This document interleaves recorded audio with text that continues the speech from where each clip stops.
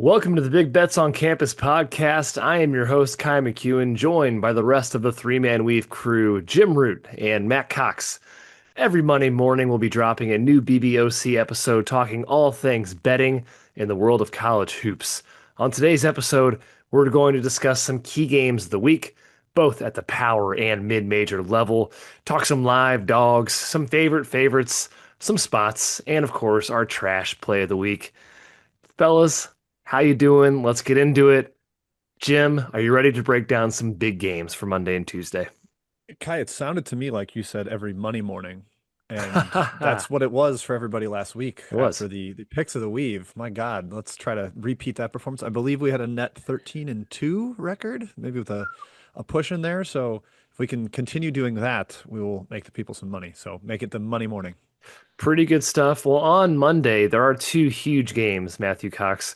We got Arizona going to BYU in a Big 12 battle, and we got Louisville going to your Dukies. Louisville at Duke on Monday. Starting with Zona at BYU, Arizona, in case you haven't realized it, has gone to number one in KenPom. They have surpassed Michigan. They're unstoppable. They're coming off a 35-point win against West Virginia. Matthew, BYU is 5-1 in the Big 12. Provo, obviously, a very tough place to play. They won at Arizona last season. Perhaps the Wildcats remember, or at least Tommy Lloyd. Can the Cougars stand up to the physicality and size of Arizona? I think they can, but I think that's where Zona has an edge. Yeah, for context, it's basically Arizona, Michigan, and then Duke, and then Illinois, Iowa State, Michigan State, Houston, and sort of the advanced analytics KenPom tiering. So Arizona and Michigan operating at a different level. Although Michigan more on the downspin, where Zona's just been quietly crushing really good teams, sort of like beneath the national radar. I think this is a game BYU competes. I'm curious what the number settles out here, but I do think as a home dog, even they just came off that Civil War game, Jim, which I watched, they did not play very well. I think it actually sets up well for BYU to play much better than they did against their arch rival, who I think kind of came out desperate and angry. Boy, I don't know. You'd say they didn't play well against Utah. They got 43 from AJ Bybantsa. I mean, hard for him to do a lot more than that. I'm looking at it right now. It's 2.5 in the market. A lot of 2.5 minus 15 at Hard Rock, at ESPN Bet, etc. There's minus 3.5 elsewhere. Hmm. Kai, I'm gonna bet Arizona. Yeah. I think they're on a different level right now. You mentioned that they passed Michigan, a month ago, about 3 weeks ago. People were like, this Michigan team is on the historic track to unseat 1999 Duke for the best team ever in KenPom's adjusted efficiency margin. Now they're well back down to earth. And meanwhile, ho hum in the desert for Arizona just keeps ticking along as this completely unstoppable juggernaut. And I have no concern about their style traveling. Mm-mm. A, because BYU isn't going to slow the game down. And like, I think to give something to trouble Arizona a little, you've got to slow it down like UCLA and UConn did back in November. But if you're going to play a track meet with them, good luck. And the style, just they're so good with shot volume margin. Like they're dominant on the glass. They're up there with Florida and Michigan State as the three best rebounding teams in the country. They don't turn it over that much. They don't need to make shots to win. Like they're in some ways that can be a downer, but I also think it decreases the variance in their performances. So I'm going to just ride with them, the juggernaut. I'm not going to try to pick off this cute home dog spot. Maybe other people will, but I'm laying it Arizona minus 2.5. It's actually minus 2.5, minus 10 at FanDuel right now. So I'm just going to lock that in, Kai. Yeah, and I guess I kind of expected people to bet BYU in this spot because it is kind of a spot here, home dog, as you said, very good team. The market has tended to pounce on these spots this season. Now maybe it's just Arizona is this good. I would love a chance to get a short favorite Arizona or heaven forbid even a pick if BYU goes crazy in the market. But I'm also going to be on Arizona. You can't beat Arizona on the glass or inside or at the foul line, and that's what BYU's done so far in league play. It's not going to work against Arizona. So give me the Wildcats as well. Louisville Duke. KenPom's got Duke minus 9, but in the market right now, let's see what it is. We got Duke minus 6.5 right now over Louisville, and that's likely because Michael Brown came back last game for Louisville. The Cardinals won easily against Virginia Tech. He scored 20. He looked great. Duke, Jim, quietly has been dominant the last few games after some head scratching performances. They beat Cal by 15, they beat Stanford by 30, they beat Wake by 21. In game one of this matchup, Louisville had a big lead in the first half, led by 12, hot shooting in the first half, and then went ice cold. Couldn't stop Cam Boozer. Do we think Louisville has a better effort in this game, or does Duke just run away with it again? Yeah, that was one of the games that Michael Brown Jr. missed, and it clearly hurt Louisville. Like they're having to miscast Woolley and Conwell into creation roles, and it didn't really work out for them. But that was when Duke turned it around because they had fallen to ninth in Ken Palm. They're almost outside the top 10. Now here they are closer to Michigan than they are to like number 4, basically at this point. The Blue Devils have hit the gas pedal. And I think that was a turning point, Matt. They got that awesome defensive half from Dame Sar. He just completely erased Conwell in the second half of that game. Boozer was unstoppable per usual. He put Sananda Frew in foul trouble basically the entire game. He had 4 fouls in 14 minutes. I don't know about the number, Matthias. I kind of wanted to back Louisville for like the road reversal, the road revenge after one team lost at home. But man, 9 Ken Palm, 6.5 in the market, telling you what Yeah. Brown Jr. is worth. I'm going to stay away from this one. I kind of lean towards the Cardinals, but I'm not going to bet it. Yeah, I initially had Louisville too, but that first game against Duke, and I remember we talked about this, and it's almost a continuation of Louisville's flaws from last season. Look at Evan Mia; he has the opponent adjust rankings, basically categorizing teams' performance relative to good and not good teams. Louisville's the only team inside the top 50 with like a severe them in Kentucky for context, basically sort of low major, mid major buy game merchants, and they just have not stepped up well in class. And I think that Duke's second half in the first game, where they just were able to bully Louisville inside, even with Mikel Brown coming back, I just don't know if they have a remedy to that. I mean, they're more physical than they were last year, but they've still shown on multiple occasions this year that they just don't match up well with elite teams. So I'm probably gonna stay away here, Kai. If the line was like true to analytic form, I guess, like closer to 9 or 10, Mhm. I'd be intrigued. But I think 7 is like, I don't know. I think what Duke did last game and what Duke's doing currently feels repeatable in this matchup, even with Brown back. One other thing I want to throw in, Kai, is that in that second half, Caleb Foster was like the key Mhm. offensively. Like obviously Boozer did what he does and Evans hit some shots, but Foster had a monster game. He had 20 points against Louisville. In the 4 games since, he has 17 total. He has not been the same guy. He hasn't scored 20 in any other game all season. There's a chance that was the Mirage performance, and so it does push me a little more towards Louisville. But Matt's indication with that the opponent's adjustment that Evan Mia's got, and just generally where the number is, I'm gonna sit on my hands. My Here are sit his, just real quick, his top 5 teams inside the top 100: Baylor, Pitt, Louisville, Kentucky, hmm. Indiana.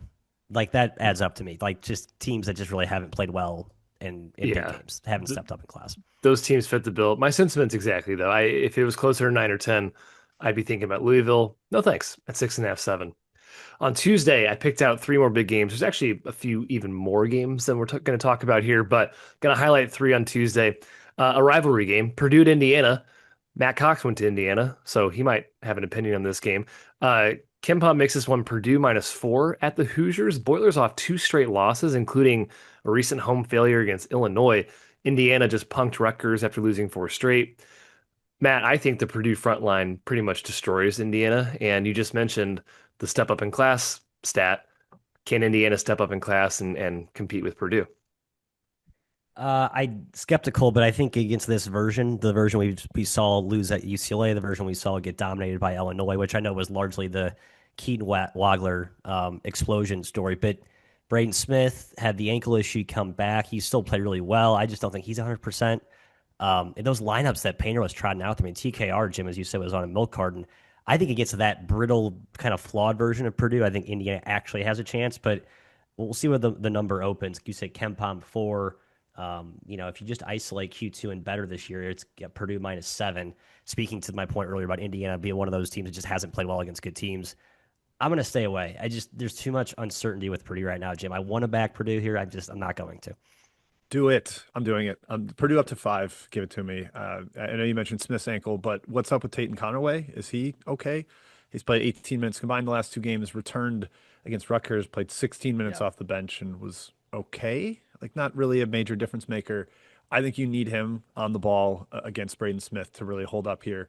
I think Matt Painter's going to have them doing rebounding drills basically from the end of that Illinois game until the Indiana game starts after they got punked on the glass 33-19. Hmm. Kaufman-Wren's been absent there.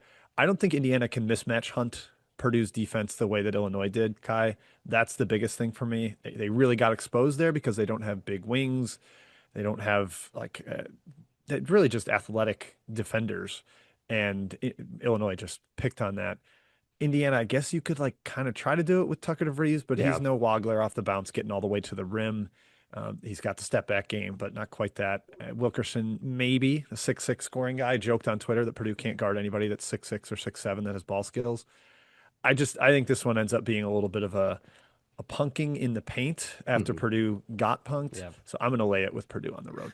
I'm going to lay it as well. I agree. DeVries, I think, is the guy that gives Purdue a little problem, but I don't see how Indiana can hold up against the front line of Purdue. Nebraska at Michigan, staying in the Big Ten. Michigan has not covered 6 straight games. 0-6 in the last 6 against the spread. Nebraska 5-1 against the spread in the last 6, looking to keep the lead in the Big Ten. 24 straight wins dating back to last year. They're just good. I watched the game against Minnesota. They ate the Gophers' lunch in the second half. Lawrence is good. Rink Mast rocks. Sanford is becoming a killer. He's just a total game changer when he gets hot from 3. And Jim, I think they're catching Michigan at a pretty good time. They're a team that's still playing with their food, not quite as dominant as they were. And it's an opportunity to back the Huskers as a high dog. That intrigues me. I'll be on Nebraska here if it's close to where KenPom makes it at 9. Yeah, I'm looking at. I just pulled up team rankings to see, yeah, confirm it has been 6 non-covers in a row. They've been favored by double digits in all of Yeah. them, at least 12.5. There's an early 10.5 out there somewhere. Wow. Hand me 10.5 with Nebraska. I'll take it. I know Braden Frager is almost certainly still out, but they figured things out without him at Minnesota. They knocked down shots. They are just like this thorn in the side. I think somebody tweeted they're like the most elite YMCA team where every guy makes the right play, every guy can dribble and shoot. Their cutting timing off the ball is incredible. Like the second a guy has a post catch, there's somebody flying backdoor. And maybe that doesn't work against Michigan's size, but I just don't want to lay double digits with this team right now. They have been overvalued in the market for a while. It's funny, them and UConn are both 0-6 ATS in the last Yeah, 6. last 6. Conference play has exposed them a little bit. And I think people were a little stunned by what Michigan could bring to bear in the paint with their size, their physicality. I don't know if Yaxel Lendeborg is fully 100% at this point. I'll take Nebraska down to 9. That's what it is at KenPom. If there really is like 10.5 out there in the market already for a Tuesday game, yes, please. But I'm just going to mark it down and we'll judge it at +9 because I can't imagine 11 is going to be out there, Matthew, or 10.5. Yeah, I will say the slight devil's advocate. I just the Michigan overvalue run. I think I lean your way here with Nebraska, but you know their non-covers have been by like 1 point, 1.5 points. Like Indiana, they were basically in the number, and then they kind of got backdoored. Ohio State won by 12. Well, the Oregon Ohio State 10. when they're down They're- 1 with 10 minutes. That's That true. That was sort of a late almost fork. gas pedal. Yep. But just a tough spot for Nebraska, man. The Saturday to Tuesday back to back on the road, they had to really push deep into that game, and maybe the lack of depth here. But again, I look at that Illinois game when everyone sort of thought that was going to be the one that would come to roost against Nebraska, and they won outright as I think an 11-point dog.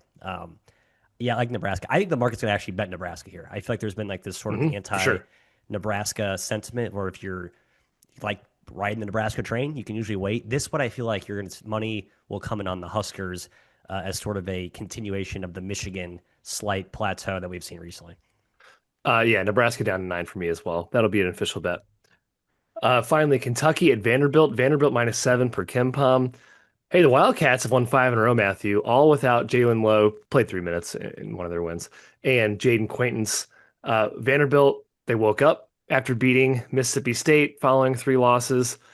My opinion, I kind of lean towards Vanderbilt smash. Better team, more cohesive. They don't make mistakes. And I'm really not afraid of the non-JQ Kentucky forwards, and that's kind of been Vanderbilt's weakness in SEC play. Your thoughts on this game? Again, KenPom has Vandy -7. Yeah, I lean Vandy here. Again, curious where the market ultimately settles with this one. I kind of think it's going to be around a touchdown. I don't know there's going to be a huge shade. Kentucky's been a little bit We've seen some recent games they've been not overpriced, but a premium to back them probably off on average by 2 points from the Ken Palm line. Maybe that's the case here, but I'm with you. I think the matchup is pretty strong here, especially if there's no acquaintance. Well, that's the key. Other key, Jim, is Kentucky's backcourt. Do they handle the pressure? I think Bybantsa really wants to lean into his pressure as a way to mitigate his lack of rebounding and size up front. They did that against Mississippi State. I can see them doing that against Kentucky, as well as Aberdeen's played. I do think you need multiple high end ball handlers to deal with that, and I'm not sure Kentucky's proven they have that yet. Yep, I'm all over Vandy again. I backed them over the weekend, and they got very right against Mississippi State, just completely destroyed them. And I think this is like the perfect spot to sell on Kentucky. They're only 2-3 ATS in this little 5-game winning streak. They've been down double digits in a bunch of these games and have gotten back in with some, I would call, outlier shooting. They were not convincing against Ole Miss. I know they won by 9, but that was like a 1-point game in the second half.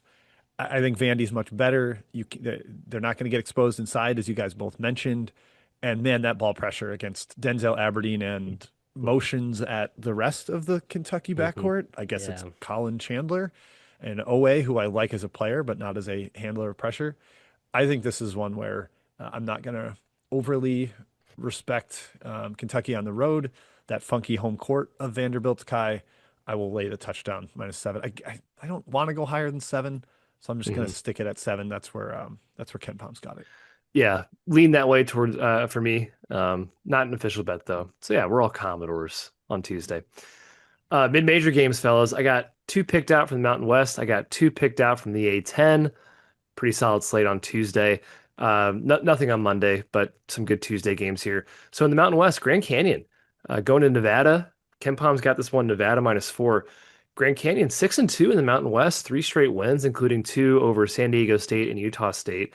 Nevada, though, in sneaky solid shape in the Mountain West standings as well, 6-3, but they have failed against the 3 best teams in the league.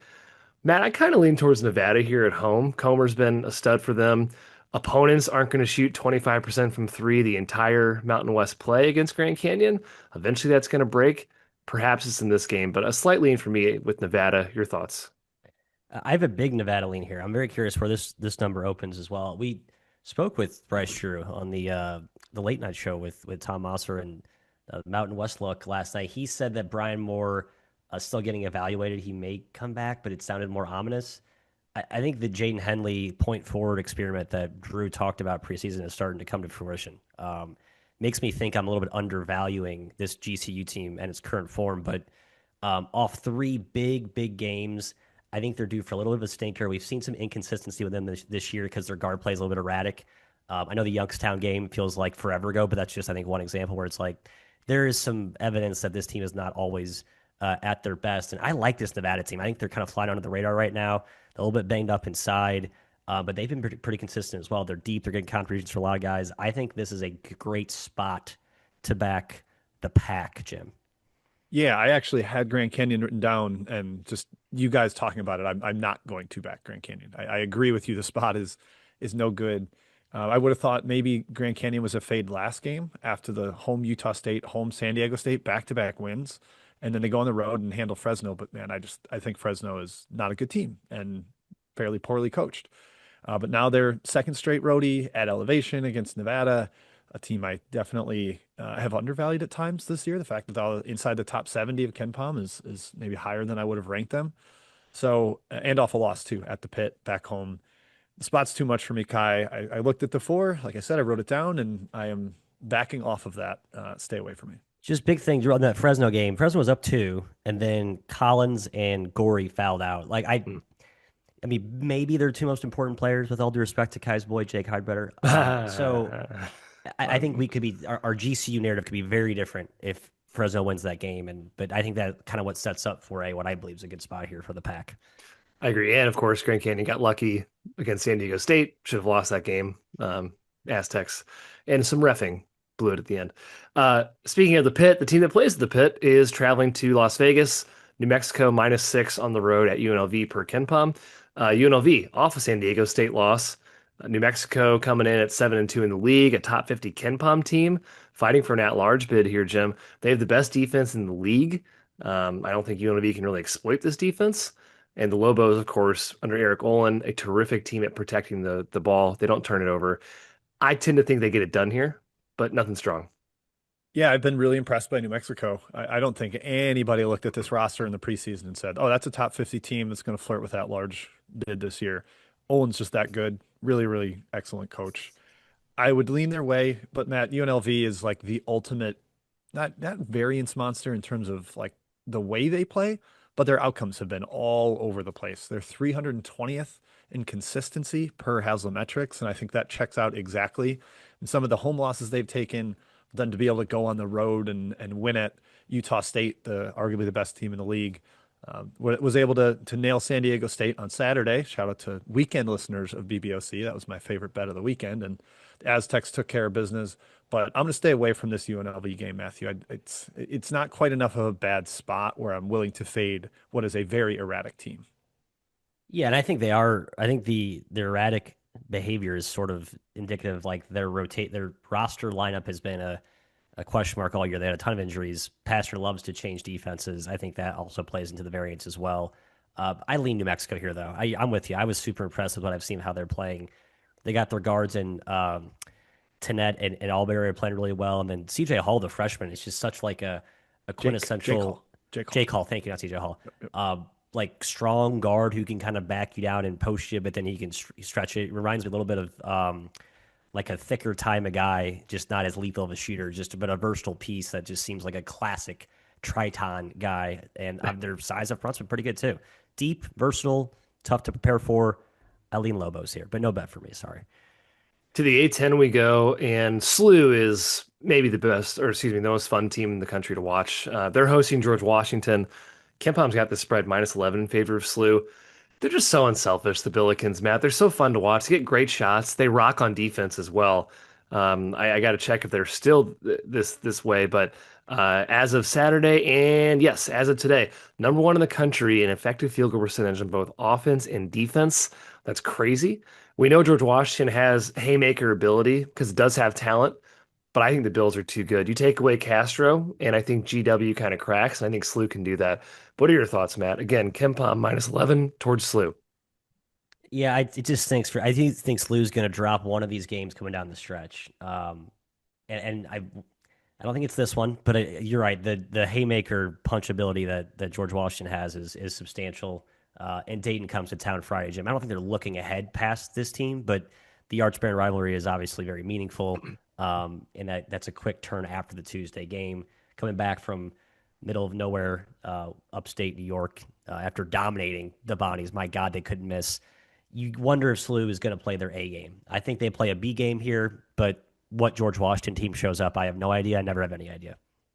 Yeah, George Washington is one of those like talented teams that can play up and has shown it a little bit this year, but I don't know if I'm going to get it. I mean, like the South Florida win has aged pretty well. They competed really solidly with Florida on a neutral court. And to your point, man, SLU's in a weird spot here with coming off an unbelievable performance at St. Bonaventure. I think they hit 14 threes in the first half. It was never, ever close in one of those, what's supposed to be a tough road environment against one of the best coaches in the conference. And Arch Baron is huge for SLU fans, for Dayton fans. If you live in the St. Louis area, get to Chaffetz on Friday night. I think that's going to be a popping atmosphere. They usually white that game out. If I remember, the Billiken Blizzard is often what they go with there. So check that out. But I would lean towards GW getting doubles here, Kai. I just am not willing to go against SLU. No. I know they kind of got bumpy down the stretch against Duquesne, but they also handled that game. They were up 12 with 5 minutes left, and it got down to 4.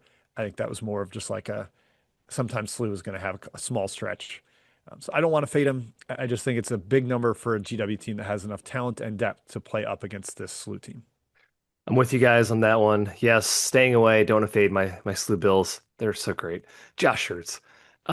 Jim, how about this one? Richmond at VCU, a rivalry game. I don't know if this one has a fancy name, but both these schools are located in basically the same area. VCU still in the hunt for an at-large, but I would say it certainly cannot lose this game. The Spiders, they've lost 3 in a row, 4 of the last 5, kind of plummeting back down to earth after really a solid non-con. This up-tempo game scares me. I think both teams want to run, Jim, but I do think the Spiders can hang around. That's my initial inkling that Richmond can hang around doubles. Ken Palm's got it VCU minus 12. Yeah, I'm going to point the finger at myself here and be like, why was I not fading both of these teams on Saturday? Because this rivalry is massive and it's such a huge look ahead, and both teams did not cover. Neither team covered, so it would have been probably a good fade spot over the weekend. I just missed it. But double digits again, yeah, Richmond, they were really solid early in the season, cracked the top 100. They've drifted a little off that pace now. I think they can compete. I was going to look up the historic stats for the matchup, and then I It's been remembered it's one-sided. I'm almost positive. It's like VCU dominates this matchup. yeah, the athleticism usually is overwhelming for Mooney, but it's because it's a new coach, because it's Yeah, Martelli right. and it's not Odom or Rhodes or whoever's currently at the operations. They kind of just rotating cast of characters at VCU because they place their coaches in the P5 every year. It is still a very athletic team with depth and size, and that worries me for Richmond. So rivalry game double digits, Kai, thinking about it, no travel at all, Mhm. but the historical precedent of Mooney's teams struggling with this kind of length athleticism scares me off it. Yeah, I lean Richmond. It might be a bet for me. I need to see what the number comes in, but they got killed by slow. All right, a lot of teams do. Rhode Island's, I think, a good team that's just annoyingly bad in the record column. And then George Washington, we talked about how they can play their fastball's as good as any in this conference. And I'm not a huge VCU fan. I'm just not. I think their offense has been a little bit herky jerky, and I know Richmond's been dominated by them, but in the crosstown, I think a new coach, a reset. I think Mooney keeps it close. We'll see though. Okay. All right, fellas, let's go to live dogs. I got some options for you. Quick flashback to last week. Our options were pretty good against the spread. Columbia did get waxed by Yale, so no Columbia there. But Seton Hall hung around with St. John's. They covered. Colorado covered the spread against Kansas, depending what number you got. That was one of those split ones where the number did move towards Colorado and would not have covered the KenPom spread. Minnesota took Ohio State to overtime and then lost by 8. Again, I think depending on your number, you either covered or you didn't. And then Utah covered easily against Kansas State. We didn't take all these games, but they were options. And fellas, I have some options for you this week. On Monday, I got one. I got Abilene Christian at Tarleton. ACU's already beaten Tarleton. They have similar styles with the way they force turnovers, shoot free throws. Then Tuesday, I'll give you a 4-pack. And Jim, you can pick and choose, or you can go totally off the board here. Missouri goes to Alabama. I know it's crazy, but the Tigers plus 11 per KenPom, they have beaten good teams before. They can play up. Ohio plus 7 at Kent State. Georgia Tech, again, another crazy one, plus 11 at Virginia Tech. And do we tempt the gods with UMass plus 11 at Miami of Ohio, finally bringing down the Red Hawks? Thoughts on those games, or are you going elsewhere? Kai, maybe we should discuss it now or not. I'm gonna end up on the Tide in that game. Oh, I think spot oh, wise, I don't like, Missouri had the double buzzer beater game yep. at Bama off regulation and loss. Yeah. OT, and then yeah, Bama off the loss to Tennessee. Did you guys see Tennessee's tweet, by the way, after the game? Yes. Remind me. It It was was one of good. the Vols shouting at Bediako, and it said like Delaware 86ers, you're next, or Yeah, something yeah, like yeah. that. Very Like good. bring on the G League. Like I just really good sense of humor from the Vols social media team there. Respected them. But I do think that spot's awesome for Alabama. Question is whether they're going to be healthy with Holloway and Amari Allen, who I think are like two of their three most important Right. players after LeBaron Filan. So got to keep an eye on that. Tempted by Ohio. Kent State obviously had the disappointment against Miami of Ohio, but that's probably not lingering as much anymore. Georgia Tech, Matthew, I love them against the top of the ACC, but is Virginia Tech good enough for them to show up and be usual Yellow Jackets dog, thorn in the side that Stoudemire's? I don't know. I can't quite I bank I, on that I had one. that list written down too. I'm Yeah, going to end NC up on State, more Duke. as So yeah yeah. as we get to the end and get through the next section. I will be on more favorites this week than dogs, just the way the slate works out on Monday, Tuesday. So Kai, I am not sadly gonna go hand in hand with you on any of these. Okay, I Matthew. I had Rhode Island written down, going to Dayton. I bet they'll be getting like 8. Ken Palm has it 6. That It is had the look ahead Providence, for Dayton to the Arch Baron yeah, too. the other side of that one, and then Providence at UConn after Providence just totally. I mean, I didn't watch the second. It's funny. I watched the first half, and then I didn't watch a lick of the second half. I don't know what happened, um, but that offense can get going. And we talked about how UConn's been a little Hmm. bit dicey. You're obviously getting a huge, payout for that. It's probably going to be, 1,200. to 1 there, plus 1,200. So I I might look at 1,200 to Providence there. 1. Whoa. 1,200, yeah, a Leicester City type. You have my intrigue. You have my interest. I think Providence might be a couch change dabble for me, Kai. Interesting. I will talk about them in the spot section, for sure. I'm going to Abilene, fellas. Again, Good. this game's going to be absolutely chaos. Lots of turnovers, lots of free throws. It's just high variance. And in the high variance game, obviously, I think the dog is a good money line bet. And again, Abilene's beaten Tarleton once this year. I will stay off Mizzou. I don't like Bama off a loss. Um, Ohio, I just think Kent State's kind of a vulnerable favorite. They're off 2 overtime losses. They're insane rebounders, but they're just streaky and they're very loose with the ball. Definitely able to lose any night. But I am going to go with UMass, fellas. I like UMass. Miami keeps playing with fire. They're going to get burned eventually. And I don't think this UMass team is a pushover. They did beat Toledo and Buffalo recently. They've beaten Florida State earlier this season. It's a very high tempo game, high scoring, and I definitely am worried about UMass's interior defense. I'm worried about their fouling. They can shoot and they have positional size, and I will take them at plus 11. Maybe not a money line bet there. I All like right, the I money found line one. look there. That's Jim I found one? I like. Well, Okay. first I want to ask, is Nebraska live? Do they count as a live dog? I think Nebraska is absolutely live. Yes, you may take them if you want. Yeah, I mean it's such a high variance game. Every Nebraska game can be high variance because the amount of threes shot on both sides. The one I'm going to take, and it hurts me because it's against the team that I have loved most of the season, but I'm leaning towards Syracuse plus 10 against NC State. Hmm. Syracuse did just lose at home to Miami, Florida, and they have been due for some 3-point shooting regression on both ends of the floor. I talked about that on the weekend episode of BBOC. And they got a little bit of against Miami, and by a little bit of I mean Miami shot 54% from three, and Syracuse shot 29. So at least maybe they got some of it out of the way. This also just has to do with NC State being relatively inconsistent. Like it took a while to get away from Pitt on the road and only won by single digits. Lost at home to Georgia Tech. I like that team when they're up and they go to Clemson and they compete in that one. But I think they could sleepwalk through this one. And Syracuse at least has the talent. Donnie Freeman's going to be a tough matchup there. And I'll throw in Syracuse plus 10. I won't take it below that, but I'll throw that one on the card. I like it. NC State, very high variance. Matthew, yes? Yeah, I agree. And they didn't play consistent. No, they covered this weekend, but they were not consistent. They I think had to make like multiple runs, and Wade just kind of I think has said that's who we are. And with Darian Williams continuing to not look like himself, and Holloman just came back, but yeah, that team just doesn't have like the talent that I think we sort of thought preseason. So I think they're going to have to kind of mix and match it. They're going to find themselves in some close games against middling ACC teams that could doom their tourney berth. Alrighty, favorites. Here we come. Last week, 2 games we talked about. Iowa couldn't get away from Rutgers. Yeah, it was a close game, but Colorado State absolutely murdered Air Force. Air Force might just be on auto fade for the rest of the season. It's a bad team, and Joe Scott, their coach, is now on the outs. So if they play a team with a pulse, yeah, like any of those top 8 or top 7, like maybe I won't fade them against San Jose State, but yeah, anybody else, like did they just lose to Boise by 40 this weekend? Yes, and speaking of Boise, Jim, they make my list this week for favorites. They're minus 10 per KenPom at San Jose State. I just think the Spartans aren't good, and they've been getting beaten handily lately, with one exception, Wyoming game. Other than that, have not been very good. I think Arkansas minus 4 per KenPom at Oklahoma is a strong favorite this week because I think OU is cooked. Mizzou, I think, was the last straw. I think Arkansas rolls here. Porter, I think, is on the way out, unfortunately. We love Porter Moser, but it hasn't been in the cards for him this year. And then K-State has just been bad. West Virginia, minus 8 versus K-State, hosting the Wildcats with a bunch of injuries. They scraped by Utah. They weren't competitive against Kansas. I just think I see a wounded deer in Kansas State Wildcats, so I might be targeting West Virginia here. Do you like any of those favorites? Do you have some of your own?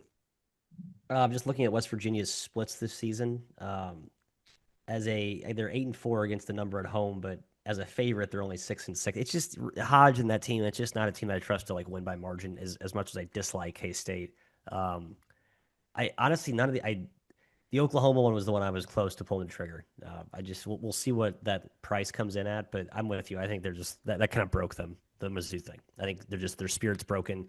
Feels like the TCU game where they blew the KU one at Fog and they came home and got boat raced. It feels like that's a broken. Maybe not the whole year, but just for the next game. I don't know how you don't sulk about that one. Yeah, that's one I think I buy most of your three here, Kai. The one thing I'll mention with there's really personnel stuff involved in a couple of the others. Like if McGriff is out for K-State, I think maybe you get a little more friendly with West Virginia there. That's a fun little matchup of former UNC Wilmington centers if McGriff plays because Mm. Obioha Oh yeah. is the West Virginia big man in there. So I'm sure those guys will renew some interior rivalry from practice. And then you mentioned San Jose State actually being a little bit competitive this weekend. They did get Colby Garland back for Mhm. that game. They had Jermaine Washington back for two. They still don't have Yafet Mundi. They still don't have Javon Hanna. So two of their opening night starters or consistent starters are still not in there. Still shorthanded, but at least they've got some of that juice back in the lineup because they were completely walking wounded, like missing four of their best five players for a long time. Rose Burrow is still out too. He matters. He's a starter. So they're trying to figure it out. I'm gonna stay scared on that one. I will back Virginia though, Kai. On the road, -7 at Notre Dame. The Joyce Center, not an environment I am afraid of for No. a road favorite. Notre Dame, there's a lot of fans that are just had it up to here with Shrewsbury. I don't think he's real engaging with the student body and the fans in general. And Virginia just blew a big lead to North Carolina. I think that's going to stick in their craw a little bit. Their style travels really well on the road. They've got a bunch of good road wins already in the ACC and in the non-conference. I think they get another one there with the offensive rebounding, the rim protection that they have. Love Virginia -7 on the road at Notre Dame. Yeah, good shout, Jim. I definitely lean towards the Who's there. I'm going to lock in Arkansas officially there. Again, -4 for Kim Pom. I'm not sure which way the market's going to go on that one. I would assume they'd probably be on Arkansas, but I'll say up to -5 for the Hogs against OU. All right, spots, fellas. Last week, Matt called out a couple Big Sky spots. Northern Colorado failed against Montana State. NAU got wrecked against Montana, so not great Big Sky there. Indiana did cover against Michigan, just barely, as we mentioned previously. Now, Kent State should have beaten Miami of Ohio outright. Fantastic Ugh, spot. They ended up losing by 6 in OT, which means I gosh. think Miami of Ohio covered that game They due to did. that. They They did. did, yeah. Yep. Yeah, and then Iowa State, great shout, destroyed UCF by 30, coming off a couple losses. That was a easy win for the Clones. So this week, Monday, nothing really. Obviously, yes, keep an eye out for bad travel news. There's a lot of weather going on right now. Seems across the entire United States, but certainly the Midwest and in the South a bit. So there could be some difficulty getting across the country. Some good spots to fade, some road teams. Tuesday, fellas, I have a couple picked out here, and you guys can add a couple. Arizona State at UCF is an interesting one because you have Arizona State coming off a giant win after Bobby Hurley pretty much pouted to the media about how he's lost the team, and they beat Cincinnati, and they're traveling to Florida. But UCF is flying back from the mountain trip. They just won at Colorado, very impressive game. They look great. They're -8 for KenPom. So that's more of an I don't know what to do with this one spot. And then here's the one that we mentioned earlier. The give up game is what I'm questioning this one, Jim. Providence at UConn. UConn 16-point favorite per KenPom is huge. But after Providence blew that big lead at home on their home floor against Georgetown of all teams, against Ed Cooley of all teams, now you're traveling to UConn, a team that they blew a game against in overtime as well this season. I kind of think UConn smashes them, and it's Providence's season is just like, we're done. But thoughts on Yeah, those? Add some if you want. I'm having a hard time with that Providence UConn one because on one hand you have like, oh, we can compete with this team. Hmm. We've done it already. We've done it once. Let's prove we can go out and get it. And maybe this is like the line in the sand after blowing it to Georgetown. It's like, all right, we got one crack at the undefeated team in the standings.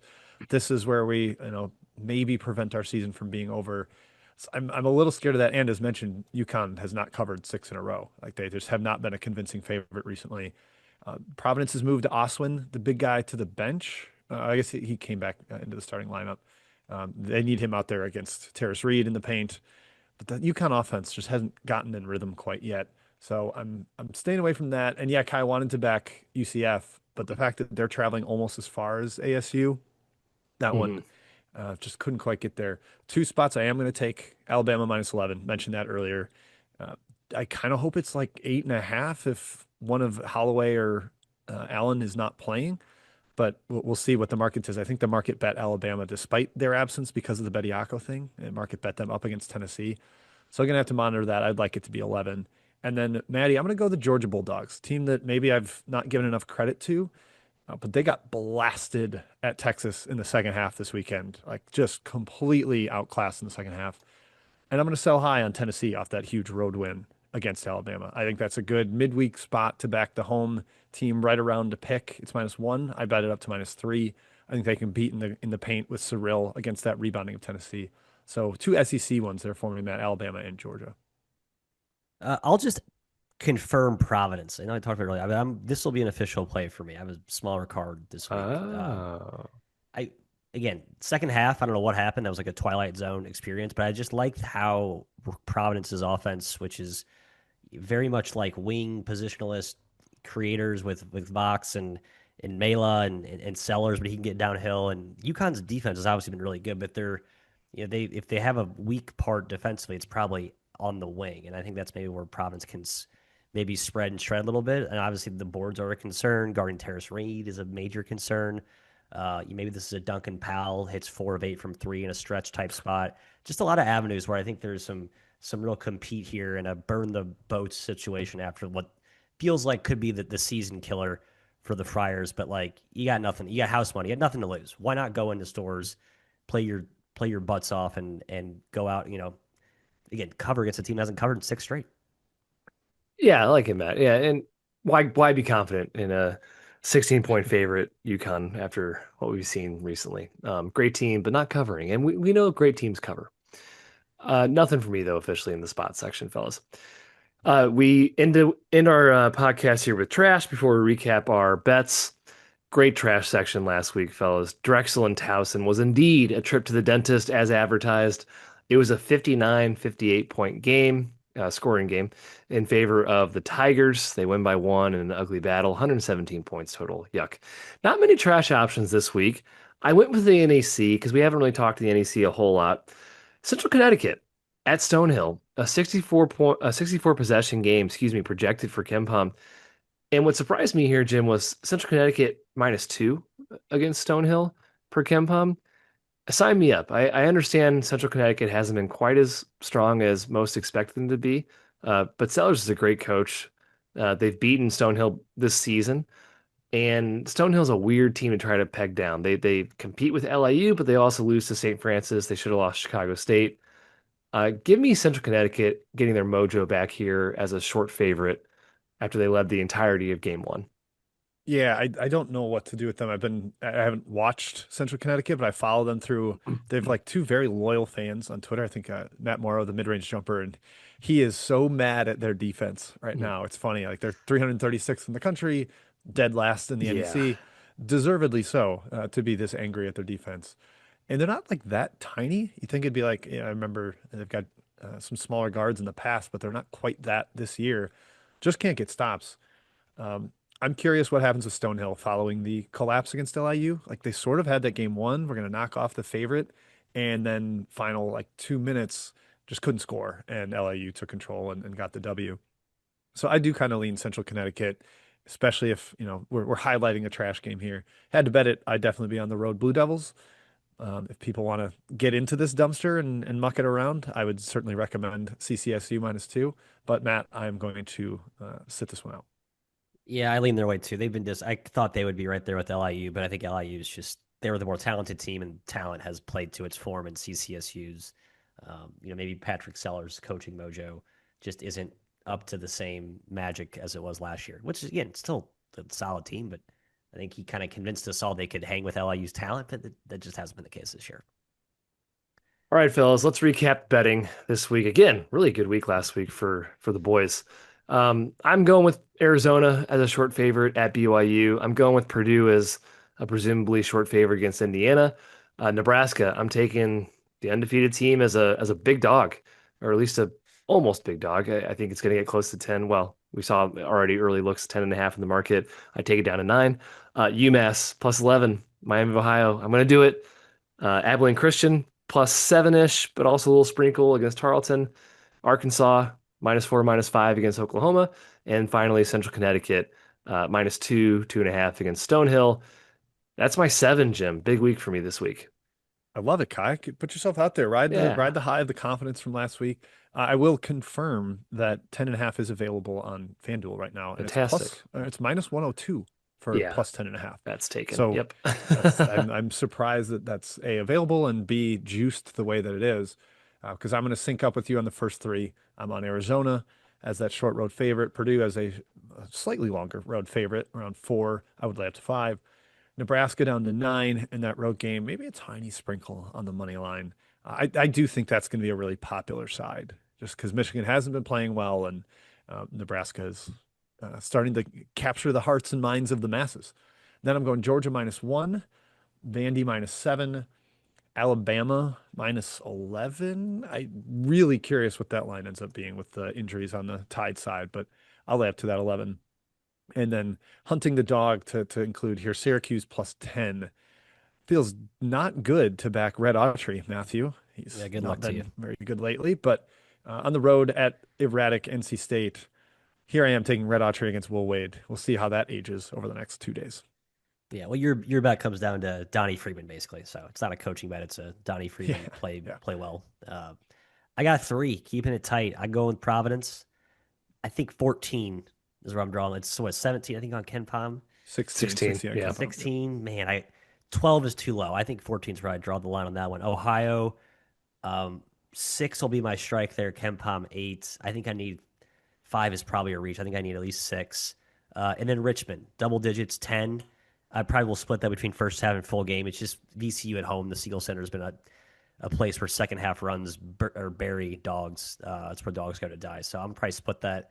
Maybe a get in, get out, as our guy Zhang says, in and out first half. But I'll commit to a full game wager there as well. It's the crosstown. Mooney men, get it done. All right, fellas, love it. Thank you for joining us on Big Bets on Campus. Again, we're the three-man weave. Join us next week on Monday morning. We'll see you next time. Good luck with your bets. Stay warm. Cheers.